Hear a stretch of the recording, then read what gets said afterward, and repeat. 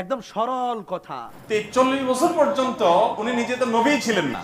আজকে যারা আমার নবীজিকে নিয়ে কথা বলেন, একটু লজ্জা রাখেন, একটু চিন্তা করেন।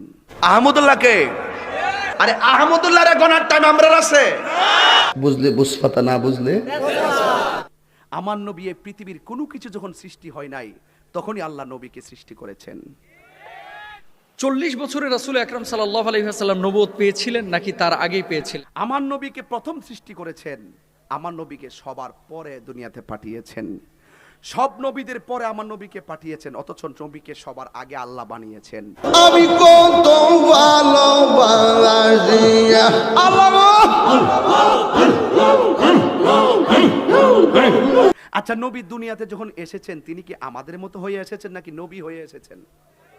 ওই যে পাবলিক কথা বলেন, কি হয়ে এসেছেন? 40 বছর বয়সে আমার নবীকে